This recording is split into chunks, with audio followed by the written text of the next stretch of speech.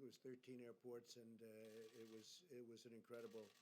You know, we've previously talked about deferring IRS payments. The president earlier this morning authorized me to announce this program. I have previously announced we would defer $200 billion. The president suggested we increase that to $300 billion, which we will be doing. Conversations with the House. I've already spoken to Speaker Pelosi once today. This is stuff that needs to urge those Americans who can file their taxes to continue to file their taxes on April 15th, because for many Americans, you will get tax refunds, and we don't want you to lose out on those tax refunds. We want you to make sure you get them. Many people do this electronically, which is easy for them and easy for the IRS.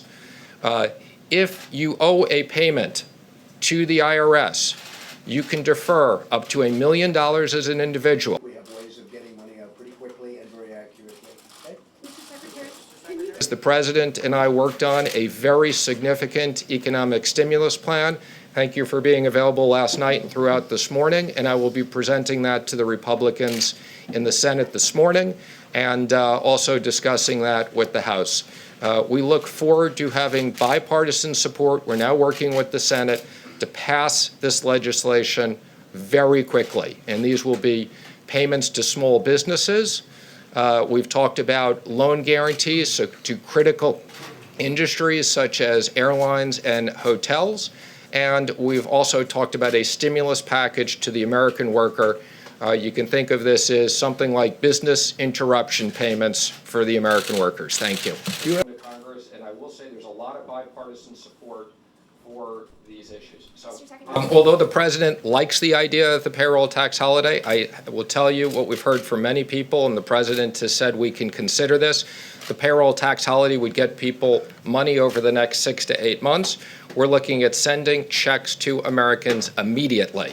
And what we've heard from hardworking Americans, many companies have now shut down, whether it's bars or restaurants. Americans need cash now, and the president wants to get cash now. And I mean now, in the next 2 weeks. Would you support that going to everyone, or would you support some sort of income restriction on who gets a check? Well, I think it's clear we don't need to send people who make $1 million a year checks, okay? But that's one of the ideas we like. We're going to preview that today, and then we'll be talking about details afterwards. Well, I think we're going to do something that gets money to them as quickly as possible.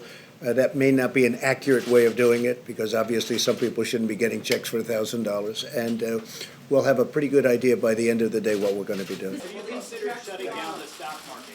Oh, yeah, we absolutely believe in keeping the markets open, okay? Americans need to know they have access to their money. After September 11th, the only reason why the markets were closed was because the technology was disrupted. I've been on the phone with the major banks, with the New York Stock Exchange. Everybody wants to keep it open. We may get to a point where we shorten the hours if that's something they need to do. And that's where Mitch McConnell, that's the way he wants to go. That's the way I want to go. I think we want to get it. But Americans should know that we are going to do everything to make sure that they have access to their money at their banks, to the money in their 401ks, and to the money in stocks. So I want to just be very clear, we intend to keep the markets open. And the banks are record-setting strong, so we have that, which is a much different event.